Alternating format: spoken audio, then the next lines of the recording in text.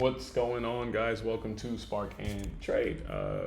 Today is Wednesday, July 26th. I know I've been gone for a while. I do want to stream as consistently as possible, and I will start doing that once again. I've just been, busy, caught up with other personal ventures of my own. However, let's get into. So I decided to start the prop trading account. I'm doing a Top Step $100,000 combine right now, and I just have to make about $6,000 in order to qualify for a prop account. So with that being said, let's just go into the rules that they have set out for me really quickly. So in this combine, I have a trading plan to only lose $800 a day. My max number of trades I can take is about 10 trades a day, and my max losing streak is 4. If I hit any of these things, I will stop trading for the day. So far, I've been doing 100% of these rule following, so that's pretty good. If we go to the trade report, I have to reach a total profit target of 6,000 in the account. My best day cannot be greater than 50% of your total profit. Do not hit or exceed $2,000 daily loss limit, or your account will be deactivated for that trading day. So the next day you can continue to trade as long as you do not let your account balance hit or go below 90. In this case now it's 97,712, but that number was 97,000 flat. So $3,000 is what you cannot lose of their money, or you will lose the challenge. All right. With the rules being set, so far we've been steadily climbing, just making a little bit under $100. Finally, we made $100 on the first day, a little bit under that, a little bit under that, a little bit under that, and then we did a nice day yesterday with 346. So that is me following the actual setup that I will discuss in a second. This is the kind of percentage there. Average winning trade is about $100. Winning trade percentage is 71%. Average loser is $73. So that win-loss ratio isn't the best, but we're going to work on that. Okay, let's get straight into now the trade setup. So we want to go into Thinkorswim and see a few things. All right, let's get out of there. All right, so cool. Let's get into Thinkorswim and look at what we saw. All right, so wow, what a move. What a move. Look at that. Guys, this is insane. So this is the entire morning, right? And this is how the market behaved today. This would look like chop to some people because we're not exactly trending in one direction. We don't care about that. We're going to play the supply and demand levels as best as we could. The edge is at this. Let me clear the charts really quickly so you guys can see how effective this stuff is. Clear drawing set, right? Without any of my drawings, my personal drawings. So if we take a step back and look at the chart like this, you really can't tell what is going on, but you know that when a green line comes in, market goes up, red line comes in, market goes down, green line comes in, market goes up, red line is being tested, they broke through it, no red line, bounce at a green line, go up to a red, green, no real movement, back up to red, fall back down, green, go back up, test red, come back down, gray. So like this is all the market is doing to me, right? If I can show you that that's what the market is doing and create an edge around that, that's all I'm doing, guys. I could tell you why these things are coming up. It's picking up volume that is basically stopping the directional flow of a security. And this happened across the map. We're just watching NQ, but this happens on every time frame across the map. The bigger the time frame, the bigger the move, the longer the move to get out of that zone. So we do use 4 charts to determine where these zones are. So if we say, let's take a 1 hour move, we're literally longing this level here, shorting that level there. It broke through, created a new line down here, and then we would take it all the way up to this supply. And that whole move would be equivalent to about 150 some odd points.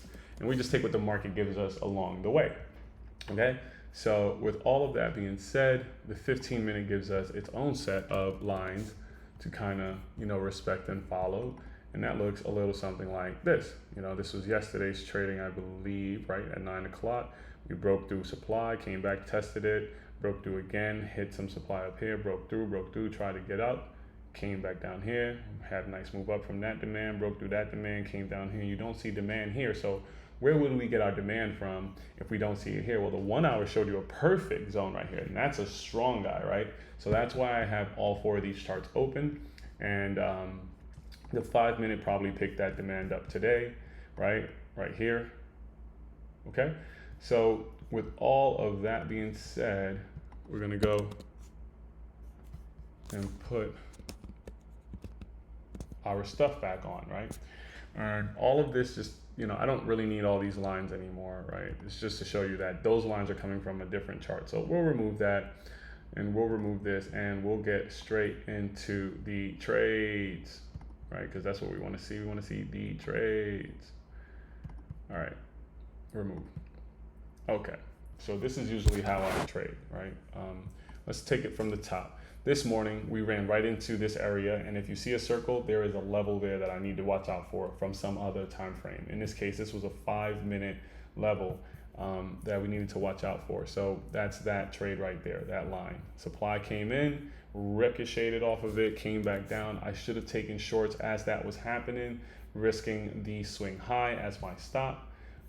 Usually that would be a setup that looks like this, and if I could have captured it within 20 points is a good trade. This is a 10-point stop, and we went 65 points. So that's a solid trade there if you can capture that. So let's look at what happened. We ended up getting this 2 minute wick, breaking below the 50. I could have still gotten in here, didn't hesitated, and I let this whole move happen. And then I tried to get in for the continuation move right here. We are in a flush phase, so we should get a candle that closed lower than the previous candle that I'm joining it on, right? So let's go look at that trade and how that looks like with TraderVate. So here in TraderVate, we took that trade right over here, right? This is that big candle, engulfing candle. We waited for a pullback because I didn't want to get caught down here. And then when we got in, we ended up taking very small move out of it, about 175 on an NQ contract. That was not a great trade to me, but I had to get out. The execution was probably better, and I had to get out because over here, we started seeing demand building. So I called out the possible longs for the chat, and then decided to take shorts during this consolidation, thinking that the market was just like, this engulfing candle is strong, right? Maybe he'll come back and come back down, give us a double top, and I can take advantage of that move and be done for the day. Instead, this consolidation, I took that trade with MNQ. I think I got in during this pullback, somewhere down here, and then during this pullback, and my stop was going to be this previous swing high area that we K'd from. We actually went right back up there and took that guy out. Let's go look at what that trade looks like in TraderVate. So I did that trade with MNQ. Let's just go there really quickly. All right, so this is that trade. Trying to take shorts, market ends up, I averaged in here. That was a $39 loss. This was a $61 loss. And thank God I didn't take them both here because that would have been a $122 loss. Instead, it was almost about $100, right? And I stopped out where I said I was gonna stop out. Execution flawless. Entry reason not aligned with what we talked about, right? Enter at supply for shorts, demand longs. When we look at the actual chart, this area here is there's no supply. Supply is up here. So I immediately get kicked out of this trade and go long on an NQ. Now this is probably, and I already made an error. So this is, you saw trade number 1. This is 2, 3. That's how Top Step counted because I entered twice. And I did take an ES trade by accident right here. This ES trade was looks like a short trade. And I was like, yo, why is my number still going up? And I'm like, what the hell? And I exited this trade quickly for a $37 loss. So now I'm up like 120 something on the day. And then I take that MNQ trade, which you guys saw just now, and that takes me down almost $100. So I'm up only 20 something dollars on the day. So now let's get into when things starts to get a little out of control. Shit, I didn't want to do that. All right, so I take another NQ long right here, short right here, thinking, okay, well, this is, kind of, they took me out and then went. So I went double down, 2 contracts. Immediately, it bounces and goes against me. Now there's no setup here. There's no edge for me. Why did I take that trade? Don't. I don't know. So it ended up going against me. We ended up losing about 240 on that trade because of it. All right, no problem. Oh man, let me go long because the longs from that demand could be, kind of going back up to that supply from this previous wick. So I go in and I'm like, wait a minute here. Wait a minute. You're trading like a crazy guy. Slow down. And then I went and I looked at the chart and I'm seeing the same case that got me out of here. The shorts are coming in and now I'm in a long. So thank God I saw that and managed to execute as fast as possible and got 135, and slippage took that 135. It could have been on both, but slippage got the second one out at 45, and I'm taking 2 now. So there goes, we're up to like what? 1, 2, 3, 4 trades already. This was 5. This was 6, 7. Now we're at 8 or 6, 7. Maybe this was 6, 7. I don't know. Maybe I took 2 at one time, and this is 8, 9. No, so sorry. Anyways, 1, 2 with the ES era. 3, 4. 5 is this one. 6, 7, 8, 9. Right, and then there should be a 10th one somewhere, but I believe that this trade here might be 2. So whatever, we just can't get above 10 trades in a day. Look at where all of these trades are, kind of concentrated in. What am I doing? Why I'm not let something go to target or stop? I'm just taking what I can because I'm now down off of this trade, right? Anywho, this trade bangs 135, 45. I get into shorts because I finally realized, you need to slow down. Take your edge, and this was the first time I took my edge around this area, taking short somewhere in this candle, and then of course I didn't execute well. I exited as soon as we got into some sort of profit, and you'll see that on this screen here. So as I get into this trade, immediately I was only in that trade for God knows how long. Like, just got the hell right out of that thing, and didn't want to deal with the loss. I guess I didn't want to deal with. I'm over here trying to climb back from a hole, so I only make 120 on that trade. I'm like, no, this shit could work. Now this is my final trade, and I'm like, I am not leaving this unless they violate the stop rule. My stop rule is if they break above the previous high, kill the trade. I don't care if it goes 10 points. If they start breaking above that and holding, kill that trade. And I can do that because I still had cushion, right? I fought my way back. So now I'm only down about $1, maybe $1.40, and maybe like 180 or something like that. And I seen this profit come in of 160, and instead of letting this thing kind of really rip, right, and be worth the risk reward. So the risk reward on something like this was entering somewhere around here. So what was the entry of 622? The risk was 14 bars.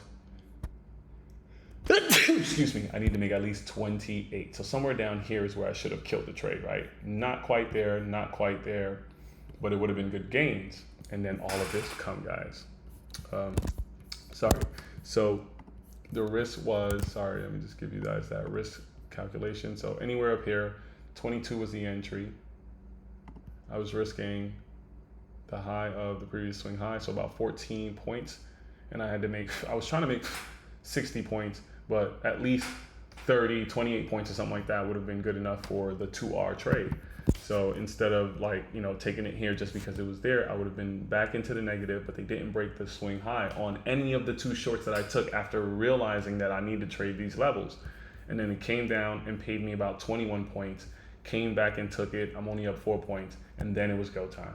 18 points, 3 points, 16, 7. Like, this was wild. Anyways, I ended up stopping out of that trade right here for only 160, and then the market decided to pay out when I drew my trend line. So they kept rejecting the trend line and finally folded under all the weight of seeing all these sellers. And as you can see right here, that super trend told me to hold my coins.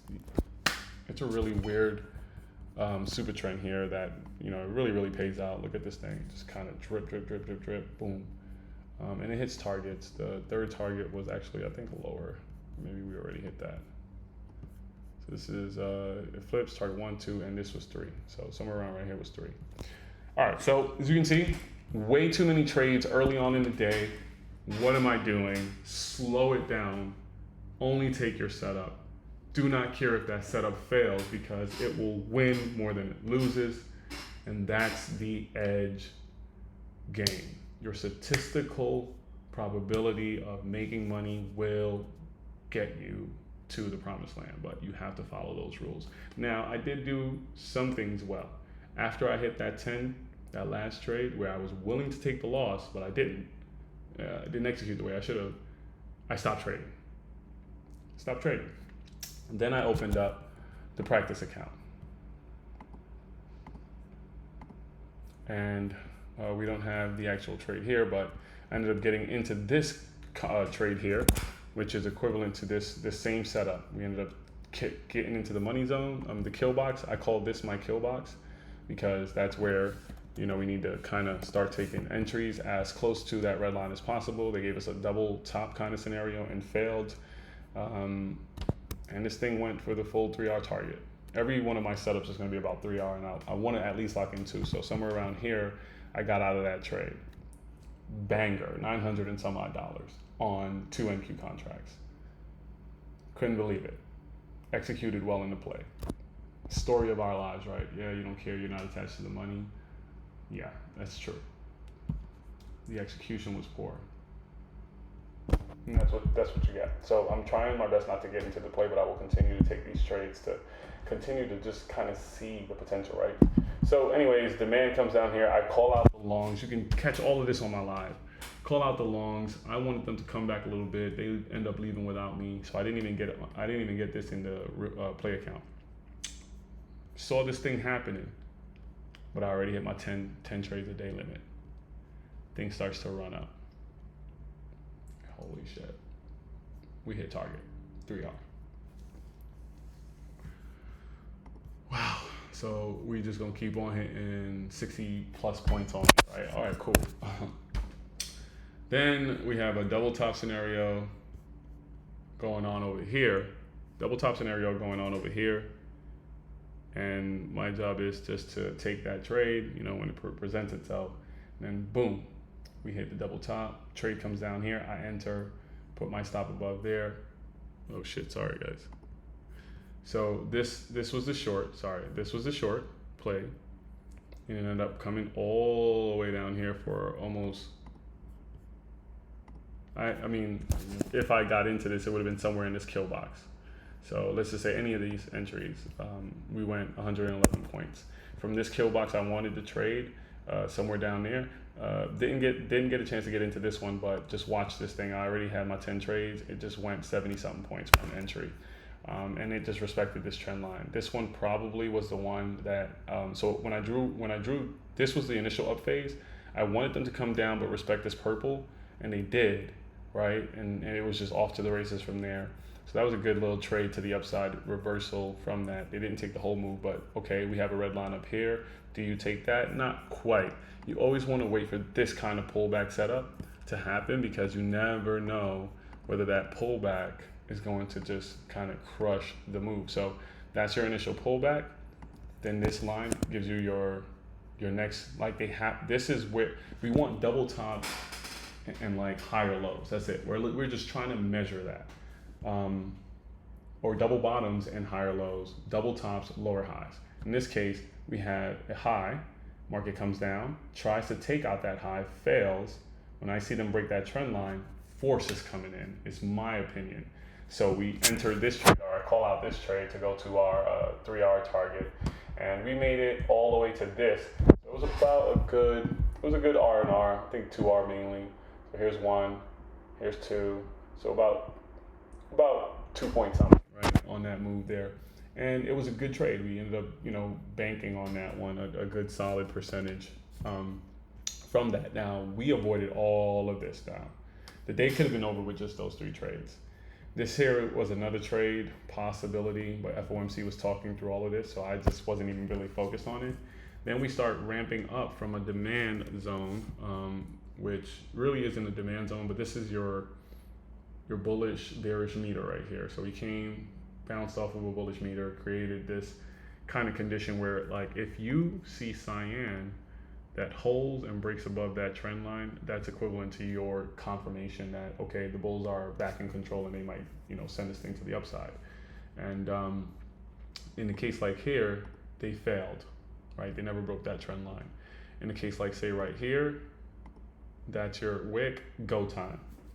And we have a demand line down here. So you could have just played like all of this wicking that's happening after this line was straight, or this candle come back right here, test that, and then your stop has to be down there. And then you ride this all the way back up. The same move up here, when this line came, maybe this wick candle would have been your initial entry. Okay, money zone bounce, came back, made a lower high.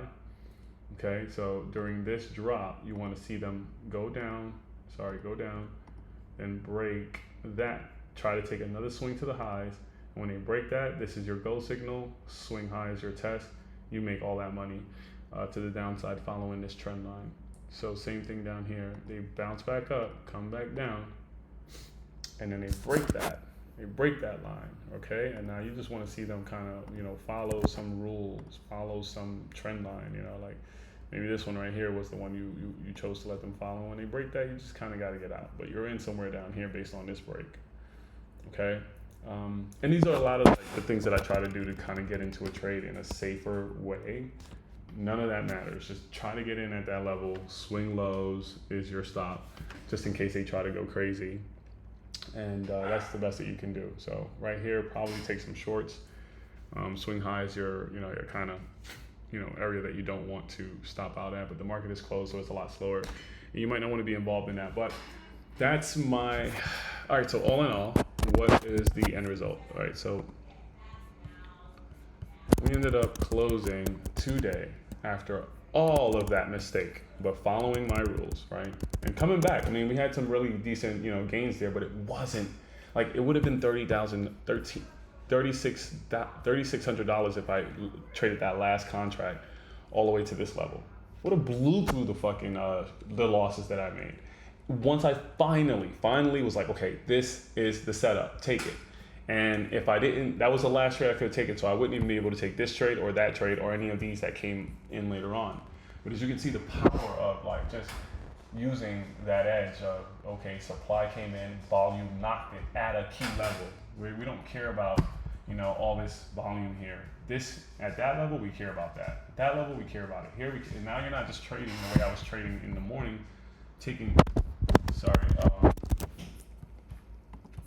So at this level, we care about it. At that level, we care about it. If I would have exercised this trade the way I was supposed to, at least to target, we would have made decent money, over $1,000. And then if I would have gotten more, it would have been juice. And that's just one trade, eliminating everything else that I was doing. All the errors, all the I'm getting in here, I'm getting in, like all of that, burning through my, 10 trades a day, just wasn't worth it. But that's the lesson for today, guys. Even when you have days where you just break protocol, right? Like we were supposed to have this demeanor as we trade every day. This is like someone else's money, and we just want to exercise the way that we know we can make money. But the one time or the few times that you go into your spirals, it's all right because you're human, but your rules now can prevent you after time from ever executing like that. You don't want to execute like that every day. It's just a matter of time before we blow these accounts. So with that being said, you can see the power of that last trade. You can see the power of this area. You can see the power of this edge. You can see the power of that. And now it's just 1, 2, 3 trades, right? This is 4. 1, 2, 3, 4, right? This was probably 5. If you tried this, blown 6. 7 works, 8 works, 9 works. It's really it, right? Like 9 trades throughout the entire day. I could have taken those setups, not everything that I took right there in like one cluster. So, what did we close out with? That's what we were at. So we ended up closing the Top Step account today with just negative $22.72. Listen, by the grace of God, following the rules prevented me from making more money, right? Just finally honing in on when to get in. And I will do this, but just follow the plan, the edges to execute when I was supposed to execute, we would have killed it today. We won't harp on it. You know, it's something I think you guys can probably learn from. Hopefully I explained that in a way that makes a lot of sense. Today, this is what the P&L curve looks like. I was 50% out there. I ended up making $635, but losing 618. We ended up only, gross P&L in 17, but with commissions and fees, it's a negative 22. So maybe it could have been a green day. We had some really good green trades, but we had that big losing trade that I knew I shouldn't probably, again, have taken at the level, right? Like you went short twice and it wasn't at supply. It just didn't make sense. And this is what the history felt like or looked like. We were doing good, and then all of a sudden we took a turn. So, yeah, these are all the actual trades and the time. I was in trades for 1 minute, fucking 2 minutes max, 7 minutes on this loser trade right here, 8 minutes on this loser trade, 1 minute and 43 seconds on this loser trade, thank God. And that was a big one. 1 minute 44 seconds on that banger, and about 3 minutes to 1 minute on the other ones. Okay, 4 seconds right there, quick one, 120. Forget that. Don't care about the money. Care about the process, and you will make bread. So if we go back into this month so far, we're about 58 to 41, and this is how the P&L has been. Like, we're not doing so bad. We made a total profit of 1,982. We also lost 1,186. So we gotta kind of I have to change that mindset of caring about the losses when that edge shows me you will be green at the end of the day. But just don't take every single trade. Take the trade, you'll be all right. My max run up is about 1,040. My max drawdown is about 639. So there is something here that shows that I can make decent money. We just have to try to change, like push into that, right? Like hone in, push into that. Tomorrow's another trading day, guys. I hope all of this helps you guys kind of understand what my stats really look like. And this is when I'm not even trading at my peak. This is like me taking profit way earlier than I need to, and just over trading without the edge. But hopefully we put a stop into that. We are still very, very low in the terms of what the amount of contracts we put on within a month. We only put 31 contracts on, and our biggest loss was 375. Biggest gain was 380 something. These two losses were today, and we do have 100 or better on the win side. So the P&L looks good over the month. Let's just keep this up. These are just minor bumps in the road to becoming very, very profitable, like if we just follow the rules. So guys, I hope you got something out of this. I am out. Spark checking out.